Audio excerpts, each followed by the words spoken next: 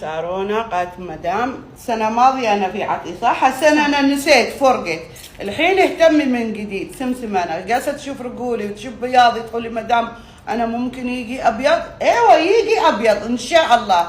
شوفي أول شيء بعطيش مقشر رجولي، هذا سوي داخل باتروم رجولش حكي، بعدين حطي كريم تبييض، هذا كريم RPG، هذا بيض ايد، بيض رقبه، بيض ظهر، هذا ركبه سوداء، هذا ايش عادو رجول كله عادي بالليل ما في خوف. اذا خلاص انا بعطيش هديه، ترى عاملتي تستاهل، بتنظف البيت وبترتب لي حياتي، تستاهل عيوني، ما بس كريم عيوني انا عطيش زين.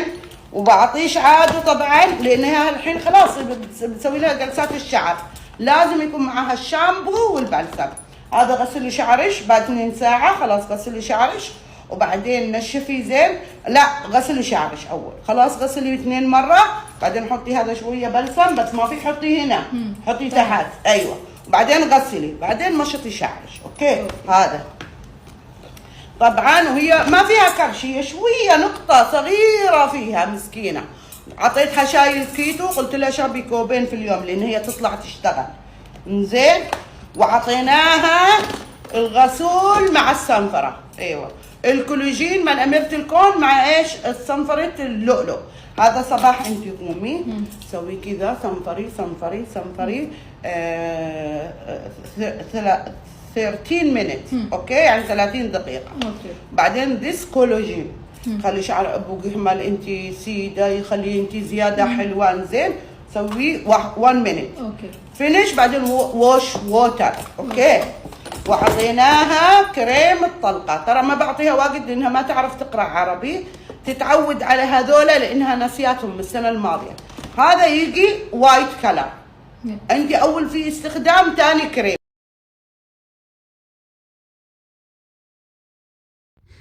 السلام عليكم ورحمة الله وبركاته. كبجمتو تافي وردفتو تا أبسنيتو جرجرتو بقى جراتني بكم جرتني تنجيني ربي اسم براحة جراتو الرندنا لغاني سنجر إدو تكن الراقم مدي مدامي تنمي نمني أكاكو مدامي تنسين جمتشسته لغاني سنجر إدو تكن جمدي مالي في نمني أكنت دينا ما يادي وانا ما قلو يروى ما كان مراسا مراسة يجورا إسينتون هرّا ما شاء الله تبارك الرحمن كا نبيتان كاون ديسانيتو لوني يونا مدودوه جده كاتفاقة نجسودا إزرّا كاسي حاجة كريمي دا جسودا، حاجة كريمي دا شامبو دا وهندايساتو جسودا ترتيبا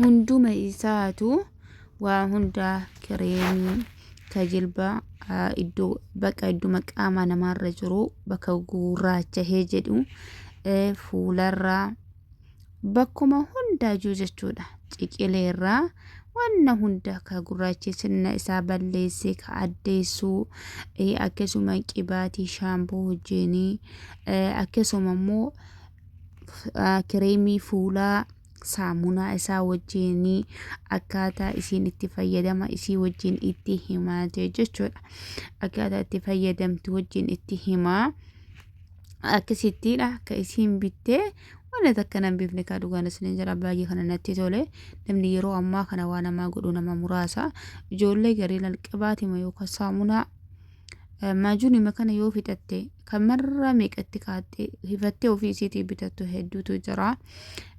Akkanatti immoo nama gammachiisuun dhugaan isinin jira hedduu takka namatti tola.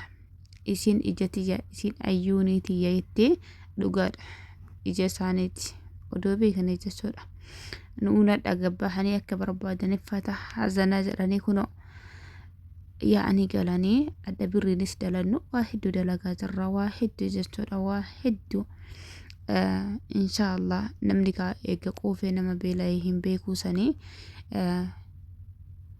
حق إساني دلقا جرو في أكا إساني دلقا جرو قبو في هنكباني نموت قري جرا قيو ofii isiitii raftee quuftee waan ati raftee quufte siseetu kayoo isiitii nyaattee quufte si waan nyaatte quufte siseetii namoota baqa suruma namumattuu nama kenna jechuudha. Namni kun namumatu namni kun hin dalagee hin dadhabaan isaa bira hin jirre namni kun amma dalagee hara haa baafatuun bira hin jirre sa'aatii 24 jechuudha. Dalagaa isaanii malee dhimma namarraa dantaa kan qabne hedduutu jira jechuudha.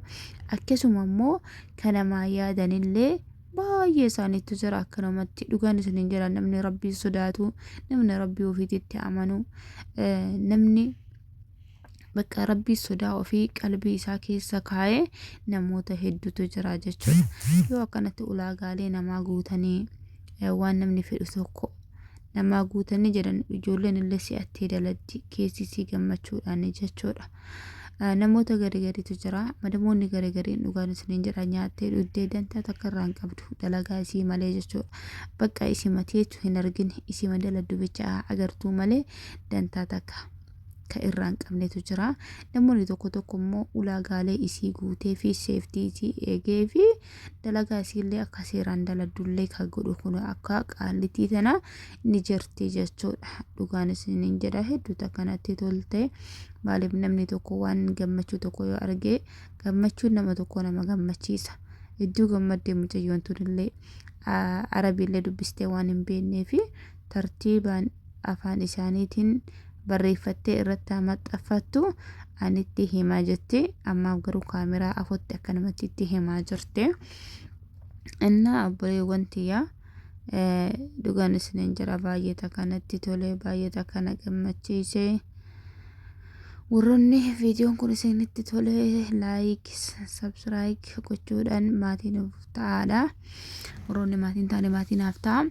Shaayillee bittee fi zorti kan bocii barreessu jechuudha. Burci baay'een qabdu diqqoma garuu waan daladduuf guyyaatti burcuqqoo 2 haa dhudhu jette. Maashaallaadha dhugaan isiniin jira nama qilee qabudha. Namoonni gariin fuuluma keetu dhiqattee waan takka akka dibattu fedhani.